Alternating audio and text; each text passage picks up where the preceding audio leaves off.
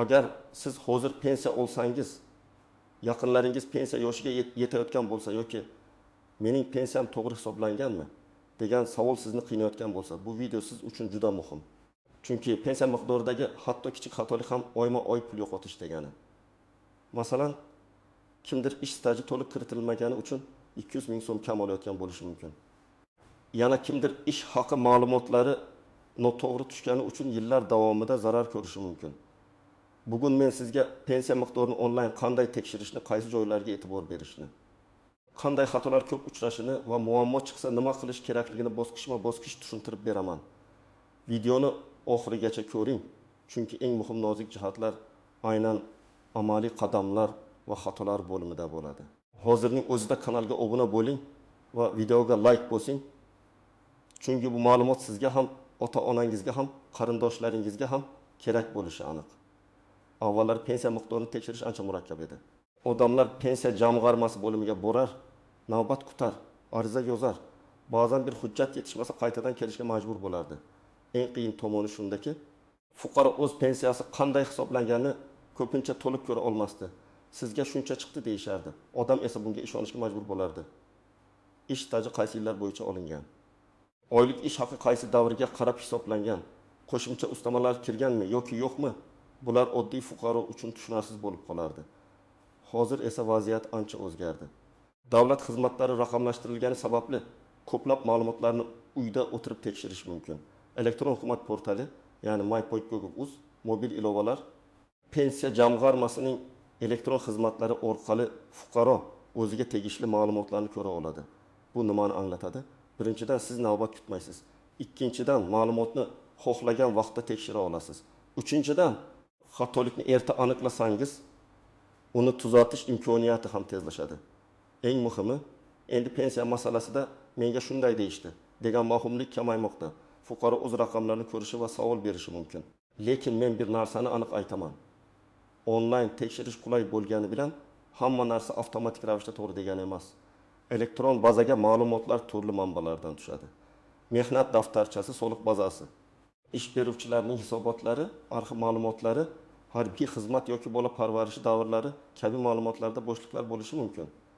Shuning uchun men har doim odamlarga shunday maslahat beraman. Pensiyangizni faqat pul tushyaptimi, demak hammasi joyida deb qabul qilmang. Kamida yilga bir marta yoki pensiyaga chiqishdan oldin albatta onlayn tekshirib chiqing. Asosiy kesim bil. Nimalarni bilish kerak, kim xavotir olish kerak. Kim xavotir olmasa ham bo'ladi, pensiya miqdorini onlayn tekshirishdan oldin. Men sizga bir nechta asosiy tushunchani sodda tilda tushuntirib beraman. Pensiya odatda bir nechta omillarga bog'liq bo'ladi. Ish staji, rasmiy ish haqi, sug'urta badallari yoki soliq hisobotlaridagi ma'lumotlar, pensiya turi va ayrim imtiyozlar. Agar siz butun umr rasmiy ishlagan bo'lsangiz, oyligingiz konvertda emas, to'liq rasmiy ko'rsatilgan bo'lsa, ish beruvchingiz hisobotlarni to'g'ri topshirgan bo'lsa, sizda xato ehtimoli nisbatan kamroq bo'ladi. Lekin baribir tekshirish kerak.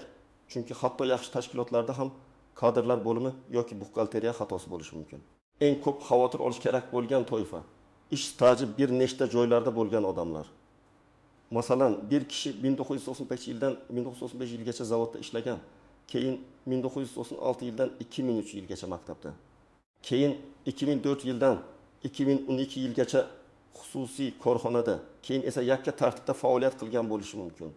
Bunday holatda ma'lumotlar turli manbalarda saqlanadi. Eski davrlar qog'oz arxivda bo'lishi mumkin. Yangi davrlar elektron bazada turadi. Agar bir davr bazaga tushmay qolsa, pensiya miqdori kamayib ketadi. Masalan, oddiy misol olaylik. Dilbar opa 30 yil ishlagan deb o'ylaydi. Lekin onlayn ma'lumotda 26 yil staj ko'rinadi. Farq atigi 4 yil, lekin bu 4 yil pensiya hisobida sezilarli ta'sir qilishi mumkin. Agar har oy 2 ming so'm kam chiqayotgan bo'lsa, 1 yilda 3 million so'm, 5 yilda esa 11 million so'm yo'qotish bo'ladi. Ko'ryapsizmi? Kichik masala emas. Aynan shuning uchun men bu mavzuni hamma uchun muhim deb aytyapman. Ikkinchi xavfli holat oylik ish haqi rasmiy ko'rsatilmagan davrlar. Ko'pchilik men 2 million so'm olardim deydi. Lekin hujjatda 700 ming so'm ko'rsatilgan bo'ladi. Pensiya esa siz og'zaki olgan pulga emas, rasmiy tasdiqlangan daromadga qarab hisoblanadi. Masalan, Akmal aka 2005-2025 yillarda xususiy firmada ishlagan. Qo'lga 2,5 million so'm olgan. Lekin rasmiy hisobotda eng kam ish haqi atrofida ko'rsatilgan. Pensiyaga chiqqanda u men yaxshi oylik olganman, nega pensiyam kam deb hayron bo'ladi. Sabab shuki, davlat bazasida rasmiy raqamlar turibdi. Shuning uchun pensiya yoshiga yaqinlashmasdan oldin ish haqi ma'lumotlarini tekshirish juda muhim. 3-toifa ayollar, ayniqsa bola parvarishi davri bo'lganlar. Ayrim davrlar stajga qo'shilishi mumkin. Lekin ular hujjatlar bilan tasdiqlanishi kerak. Agar bola tug'ilganlik guvohnomasi, ish joyidagi ta'til buyruqlari, mehnat daftarchasidagi yozuvlar yoki boshqa zarur hujjatlar to'liq bo'lmasa, tizim bu davrni avtomatik to'g'ri ko'rsatmasligi mumkin. Masalan, Maftuna opa 3 nafar farzand tarbiyalagan, har safar tug'ruq ta'tili va bola parvarishi davrida bo'lgan. Agar bu davrlar tegishli tartibda hisobga olinmasa, uning umumiy staji kamayib ko'rinishi mumkin. 4-toifa harbiy xizmatda bo'lganlar, ichki ishlar, mudofaa, bojxona yoki boshqa maxsus tuzilmalarda ishlaganlar. Bu sohalarda pensiya hisoblash tartibi oddiy fuqarolarnikidan farq qilishi mumkin. Maxsus staj, imtiyozli staj, xizmat yillari, lavozim, unvon, qo'shimcha to'lovlar kabi jihatlar bor. Bunday odamlar onlayn ma'lumotni ko'rsa ham, albatta o'z sohasining pensiya bo'yicha mas'ul organi bilan solishtirib tekshirish kerak. Chunki oddiy portalda hamma nozik hisob-kitob to'liq ko'rinmasligi mumkin. 5-toifa hozir pensiya olayotganlar. Ko'pchilik o'ylaydi, men allaqachon pensiya chiqqanman. Endi tekshirishning nima keragi bor? Keragi bor. Chunki pensiya qayta hisoblanishi mumkin bo'lgan holatlar bo'ladi. Qo'shimcha hujjat topilsa, staj tasdiqlansa, ish haqi ma'lumoti aniqlansa. Qonunchilikda o'zgarish bo'lsa yoki indeksatsiya natijasida miqdor o'zgarsa.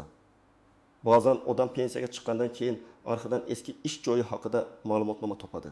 Shu hujjat asosida pensiyasi qayta hisoblanishi mumkin.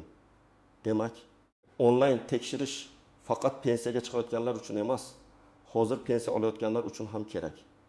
Kim nisbatan kamroq xavotir olsa bo'ladi. Agar siz yosh bo'lsangiz, rasmiy ishlayotgan bo'lsangiz, ish beruvchingiz har oy hisobotlarni topshirayotgan bo'lsa, may, gaz, gubuz yoki soliq ilovalarida daromadlaringiz to'g'ri ko'rinayotgan bo'lsa, hozircha katta xavotirga hojat yo'q. Lekin baribir men sizga yiliga bir marta shaxsiy ma'lumotlaringizni tekshirishni maslahat beraman. Chunki bugungi xatoni 20 yildan keyin tuzatish qiyin bo'ladi. Hozir esa ish beruvchi faol, hujjatlar qo'lda, buxgalteriya ishlayapti. Hammasini aniqlash oson. Endi eng muhim bo'limga o'tamiz. Onlayn tekshiruvda qanday xatolar bo'lishi mumkin va nimalarga alohida e'tibor berish kerak? Birinchi nozik jihat, portalda ko'ringan ma'lumot har doim ham yakuniy qaror degani emas. Bu ma'lumot bazadagi mavjud yozuvlarga asoslanadi. Agar biror ish joyingiz arxivda bo'lsa, lekin elektron bazaga kiritilmagan bo'lsa, portalni ko'rsatmasligi mumkin. Shuning uchun siz ko'rinmayapti, demak staj yo'q deb qo'rqib ketmang. Bu hujjat bilan tasdiqlansa, kiritilishi mumkin. Ikkinchi nozik jihat, ism familiya o'zgarishi. Ayniqsa ayollarda turmushga chiqqandan keyin familiya almashadi. Eski mehnat daftarchasida boshqa familiya, pasportda boshqa familiya, elektron bazada yana boshqacha yozuv bo'lishi mumkin. Masalan, Karimova o'rniga Karimova Dilbar emas, Karimova D yoki Lotin va Kiril yozuvida farqlar bo'lishi mumkin. Bunday mayda ko'ringan farqlar ba'zan ma'lumotlarni avtomatik bog'lashda muammo tug'diradi. Shuning uchun familiya o'zgargan bo'lsa, nikoh guvohnomasi, familiya o'zgarganini tasdiqlovchi hujjatlarni albatta saqlang. 3-xato JSHIR, ya'ni shaxsiy identifikatsiya raqami bilan bog'liq muammolar. Hozir ko'plab tizimlar aynan shu raqam orqali ishlaydi. Agar eski hujjatlarda raqam bo'lmasa yoki ma'lumotlar pasport almashganda to'liq bog'lanmagan bo'lsa, ayrim xizmatlarda ma'lumot chiqmasligi mumkin. Bunday holatda darhol menda staj yo'q ekan deb xulosa qilmang. Avval shaxsiy ma'lumotlaringiz to'g'ri bog'langanini tekshirish kerak. 4-masala norasmiy ish davrlari. Bu eng og'riqli nuqta. Agar odam 10 yil qurilishda ishlagan bo'lsa, lekin shartnoma bo'lmasa, mehnat daftarchasiga yozilmagan bo'lsa, soliq yoki badal to'lanmagan bo'lsa, bu davrni pensiya stajiga kiritish juda qiyin bo'ladi. Hamma biladi. Men ishlaganman degan gap yetarli emas. Pensiya hisobida og'zaki guvohlik har doim ham asos bo'lavermaydi. Qonuniy hujjat kerak. Shuning uchun hozir ishlayotganlarga aytaman. Oylikni rasmiy oling, mehnat shartnomasini talab qiling. Ishga kirgan va chiqqan sanalaringiz hujjatda bo'lsin. 5-nozik jihat imtiyozli staj. Ba'zi kasblarda mehnat sharoiti og'ir bo'lgani uchun imtiyozli tartiblar bo'lishi mumkin. Masalan, zararli ishlab chiqarish. Tibbiyotning ayrim yo'nalishlari pedagogika, konchilik, transport yoki boshqa maxsus sohalarda ishlaganlar uchun alohida qoidalar bo'lishi ehtimoli bor. Lekin bu yerda juda ehtiyot bo'lish kerak. Har bir lavozim avtomatik imtiyoz bermaydi. Ish joyining nomi emas, lavozim, ish sharoiti, tegishli ro'yxatga kirishi, buyruqlar va ma'lumotnomalar muhim. Shuning uchun onlayn ma'lumotda oddiy staj ko'rinsa, lekin siz imtiyozli stajga haqliman deb o'ylasangiz, alohida hujjat bilan murojaat qilish kerak. 6-masala pensiya miqdorining o'zgarishi. Odamlar ba'zan o'tgan oy boshqa summa tushdi, bu oy boshqa summa tushdi deb xavotir oladi. Bunga bir necha sabab bo'lishi mumkin. Indeksatsiya, qarzdorlik ushlab qolinishi, bank yoki plastik karta bilan bog'liq texnik holat. Qayta hisoblash, ortiqcha to'langan summani ushlab qolish yoki qo'shimcha to'lov. Shuning uchun faqat kartaga tushgan summaga qarab xulosa qilmang. Onlayn ma'lumotda hisoblangan pensiya miqdori, to'lov davri ushlab qolishlar bo'lsa, ularni tekshirish kerak. 7-nozik jihat arxiv ma'lumotnomalari. Eski korxonalar yopilgan bo'lishi mumkin. Zavod, kolxoz, shirkat, kichik firma yoki tashkilot allaqachon mavjud emas. Bu holatda hujjatlar tuman yoki viloyat arxivida, idoraviy arxivda yoki huquqiy voris tashkilotda saqlanishi mumkin. Ko'pchilik shu joyda to'xtab qoladi. Korxona yopilgan, demak hujjat yo'q deb o'ylaydi. Aslida izlash kerak. Ba'zan bir dona arxiv ma'lumotnomasi pensiya miqdorini sezilarli oshirishi mumkin. Endi men sizga amaliy qadamlarni ketma-ket aytaman. Birinchi qadam, internetga ulangan telefon yoki kompyuter tayyorlang. Agar o'zingiz foydalana olmasangiz, farzandingiz, nabirangiz yoki ishonchli yaqin qarindoshingizdan yordam so'rang. Lekin parol, SMS kod va shaxsiy ma'lumotlarni bekona odamga bermang. Bu juda muhim. Chunki elektron davlat xizmatlari sizning shaxsiy ma'lumotlaringiz bilan bog'liq. Ikkinchi qadam, MyPOD o'z portaliga kiring. Bu O'zbekistonning yagona interaktiv davlat xizmatlari portali. Kirish uchun odatda OnID orqali ro'yxatdan o'tiladi. Agar sizda OnID bo'lmasa, ro'yxatdan o'tish kerak bo'ladi. Bunda telefon raqamingiz, pasport ma'lumotlaringiz va JSashir kerak bo'lishi mumkin. Agar ilgari ro'yxatdan o'tgan bo'lsangiz, login va parolingiz bilan kirasiz. Kirgandan keyin shaxsiy kabinetingiz ochiladi. 3-qadam, qidiruv bo'limiga pensiya deb yozing. U yerda pensiya miqdori, pensiya tayinlash. Pensiya haqida ma'lumot olish, ijtimoiy to'lovlar yoki shunga o'xshash xizmatlar chiqishi mumkin. Xizmatlarning nomi vaqt o'tishi bilan biroz o'zgarishi mumkin. Shuning uchun aynan pensiya miqdori haqida ma'lumot, pensiya to'lovlari, pensiya hisob kitobi kabi kalit so'zlarni sinab ko'ring. Xizmatni tanlaganingizdan so'ng tizim sizdan shaxsni tasdiqlashni so'rashi mumkin. 4-qadam, chiqqan ma'lumotlarni diqqat bilan o'qing. Faqat yakuniy summaga qarab qolmang. Men odatda quyidagi narsalarni tekshirishni tavsiya qilaman. Pensiya turi tayinlangan sana, oylik pensiya miqdori, oxirgi to'lov summasi, qayta hisoblash bo'lgan bo'lmagani. Ish staji bo'yicha ma'lumotlar, qo'shimcha to'lovlar yoki ushlab qolishlar. Agar tizim batafsil hisobot yuklab olish imkonini bersa, uni PDF ko'rinishida saqlab qo'ying yoki telefoningizga yuklab oling. 5-qadam. Ma'lumotlarni o'z hujjatlaringiz bilan solishtiring. Qo'lingizga mehnat daftarchangizni oling. Ishga kirgan sanalar va ishdan bo'shagan sanalarni tekshiring. Masalan, mehnat daftarchangizda 1992 yil 10 martdan 1998 yil 20 iyungacha ishlaganingiz yozilgan bo'lsa, onlayn ma'lumotda bu davr bor yoki yo'qligini ko'ring. Keyingi ish joylarini ham shunday tekshiring. Agar biror davr yo'q bo'lsa, uni alohida qog'ozga yozib qo'ying. Tashkilot nomi, ishlagan yillaringiz, lavozimingiz, mavjud hujjatingiz. 6-qadam, ish haqi ma'lumotlarini tekshiring. Agar tizimda daromadlar yoki ish haqi bo'yicha ma'lumot ko'rinsa, ularni taxminiy bo'lsa ham esingizdagi raqamlar bilan solishtiring. Masalan, siz 2010 yilda rasmiy 900 ming so'm oylik olganman deb bilasiz. Tizimda esa juda past ko'rinsa, savol tug'iladi. Bu xato bo'lishi ham mumkin. Rasmiy hisobotda kam ko'rsatilgan bo'lishi ham mumkin.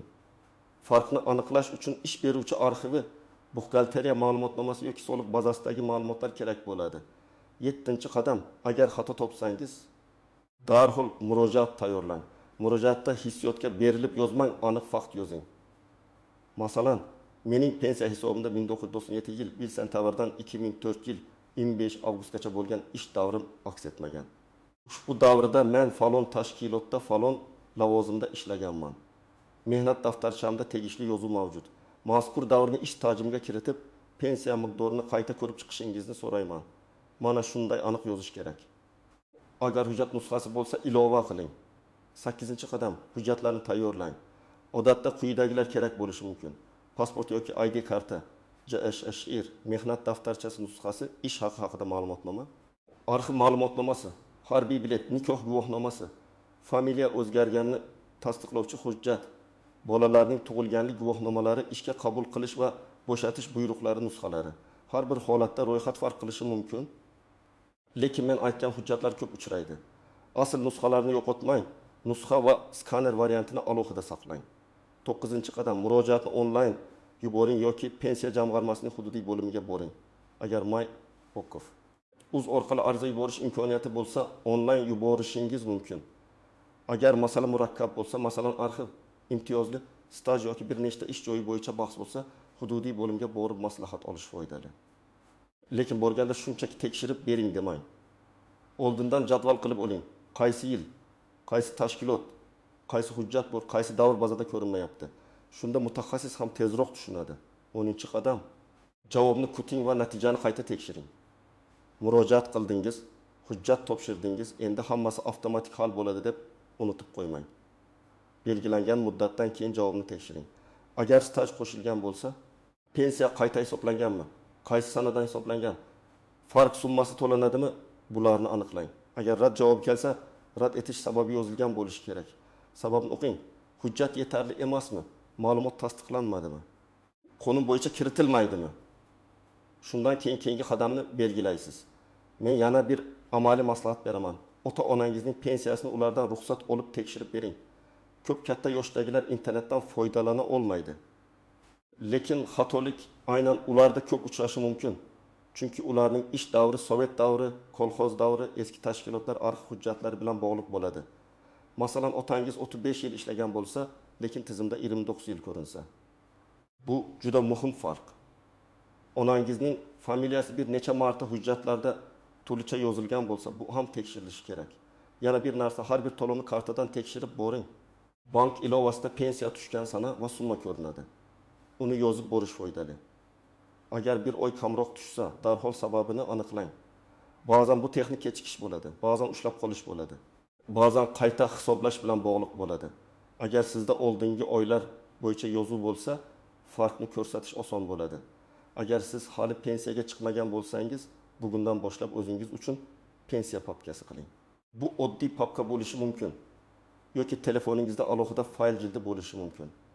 Unga mehnat shartnomalari, buyruqlar, ish haqi ma'lumotnomalari, diplom, harbiy bilet, bola tug'ilganlik guvohnomalari, familiya o'zgarishi hujjatlari, arxiv javoblari, soliq ma'lumotlari skanerlarini joylang.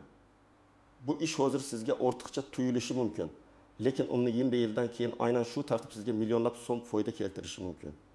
Bugun men sizga pensiya miqdorini onlayn tekshirish faqat texnik masala emasligini, balki har bir fuqaroning moliyaviy huquqi bilan bog'liq juda muhim ish ekanini tushuntirdim. Asosiy qadamlar oddiy. My.Kakovs portaliga kirasiz. Pensiya bo'yicha xizmatni topasiz. Ma'lumotlarni ko'rasiz. Hujjatlaringiz bilan solishtirasiz. Xato bo'lsa, aniq murojaat qilasiz va natijani qayta tekshirasiz. Eng katta xatolar odatda ish staji tushmay qolishi, ish haqini to'g'ri ko'rinishi, familiya o'zgarishi, eski arxiv hujjatlari va norasmiy ish davrlari bilan bog'liq bo'ladi. Mening yakuniy maslahatim shuki, pensiya masalasini oxirgi oyga qoldirmang. Pensiya yoshiga yetganingizda hujjat izlash qiyinlashadi, eski tashkilotlar yopilgan bo'ladi, arxivga so'rov berish vaqt oladi. Bugun tekshirsangiz, ertaga xotirjam bo'lasiz. Agar siz hozir pensiya olayotgan bo'lsangiz ham, summangizni va stajingizni tekshirib qo'ying. Agar ota-onangiz yoki yaqinlaringiz pensiya olsa, ularga yordam bering. Izohlarda yozing. Siz pensiya miqdoringizni onlayn tekshirib ko'rganmisiz? Ma'lumotlar to'g'ri chiqdimi yoki xatolik topdingizmi? Sizning tajribangiz boshqa tomoshabinlarga ham foydali bo'lishi mumkin. Video foydali bo'lgan bo'lsa, like bosing, kanalga obuna bo'ling va bu videoni ota-onangiz, qarindoshlaringiz, hamkasblaringizga yuboring. Chunki pensiya miqdorini to'g'ri tekshirish har birimizning huquqimiz va kelajakdagi daromadimizga bevosita ta'sir qiladi.